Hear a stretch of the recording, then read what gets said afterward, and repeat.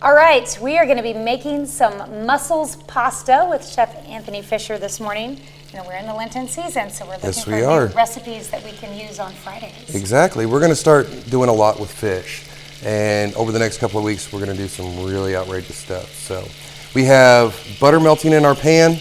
We're going to go ahead and throw some onion, jalapenos, serranos, our sweet peppers from this morning. Okay.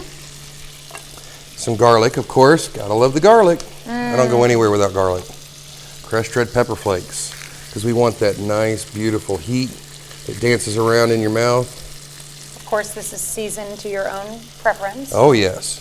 And then some coarse ground black pepper. We want to use the coarse ground. We don't want to use table pepper, because the table pepper will overpower everything. Okay.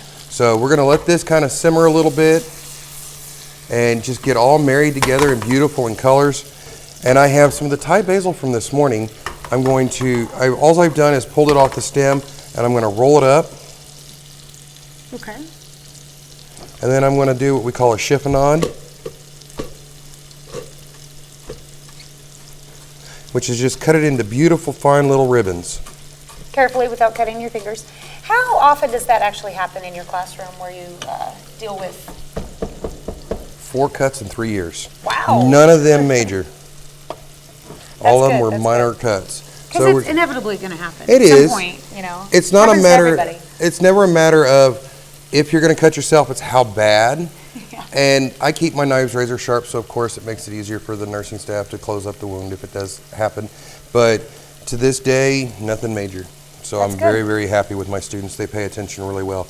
Now, 3 bay leaves inside, and we're just going to give this a little jiggle around. We're just letting the oils and stuff from the peppers get out into the butter. There we go. Doesn't that look gorgeous? It smells so wonderful. Now I have a lemon. Yes. And I'm just going to take and squeeze the lemon. I always squeeze it through my hand to make sure that I don't get seeds down into it. That's a good idea. And we're just going to let that drain right off in. And now for the best part, the mussels. Now, frozen mussels are just fine to use. Use them, because around here you can't see the water. Frozen mussels are a great way to go. Where can you find mussels at? Just about any good grocery store. I get these from Simon Market. He has a killer price on them. So I think there's $5 worth of mussels in here. Oh, wow.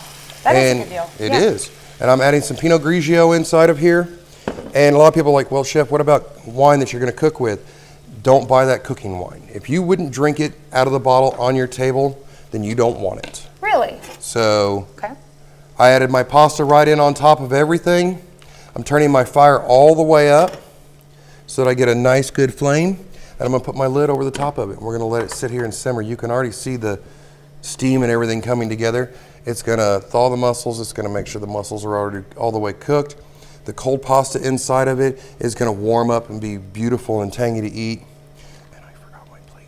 Okay. Well, so why don't we go to break, and then we come back and recap what we did, and it'll be ready to go. Check out the final product. Perfect. Sounds like a plan. We'll be right back.